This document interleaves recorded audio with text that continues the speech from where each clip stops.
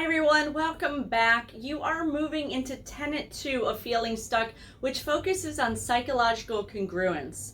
This is where you uncover who you are, how you show up, and creating alignment between the two. Think of psychological congruence as internal harmony. So please keep in mind that you might be in harmony in some sectors of self, but not in others. An example of disharmony you may have felt is probably from childhood. Maybe when you were younger, in elementary school, you experienced this, with other kids. They wanted to do something like a prank, and you didn't feel it was right, but you went along with it anyway. I mean, certainly I've done things like that, I remember as a kid. And by joining in, because that wasn't the real you, maybe you weren't as mischievous, you felt internal conflict. Well, as adults, the conflicts we feel naturally change because our values and beliefs shift with ages and stages of life, our environment, and sometimes the idea you're supposed to be a certain thing, even if it doesn't really matter to you.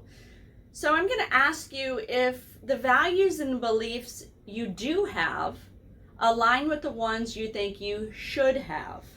If they don't, your three selves are not experiencing psychological congruence, which means you might feel conflict. Now, you might be asking yourself, what are the three selves? Well, those are your higher self, your conscious mind, and your unconscious mind. Think of the higher self as the most connected part of self. It's sort of your soul level. It's that embodiment of who you are, whereas your conscious mind is your reasoning. And as a human, it's pretty fantastic, but also not, because we can reason and we can justify any action we want to. But is it in alignment with the other two selves? And the final self, the unconscious mind, it's that part of you which has been programmed with shifting values and beliefs since you were very little, mostly up until even the age of 8. And very often the unconscious mind carries baggage that holds people back. So in this tenet, you're going to see examples of the three self-conversation conflict. We've all experienced it. It's when you throw up a bunch of excuses or justifications for things you say or do or choices that you make. There's an exercise in the workbook to help you identify occasions when fear, excuses, or limiting beliefs might have been a roadblock for you. And then midway into Tenet 2, I'm going to remind you of the importance of self-talk. Whether it's positive or it's negative, your unconscious mind is listening. If you say don't spill the coffee, you're probably going to spill the coffee, right? For example, do you most often speak in terms of possible or impossible when I talk about self-talk? It's an example, and there are plenty of exercises in the workbook to help you identify the language that you use most often, because usually we don't even notice.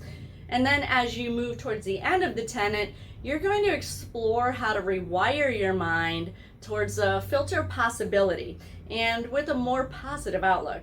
These kinds of lessons are empowering because they help you realize you have the power to alter how you move through the world and what you feel like while you're doing it.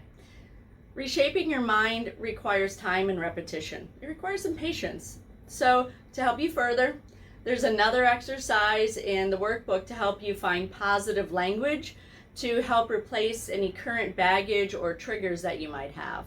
And when you feel like your three selves are in harmony, you feel more whole or complete inside. And by reaching that place, you're going to be better able to let things go that are holding you back and honor who you are and know how you show up matches who you actually are.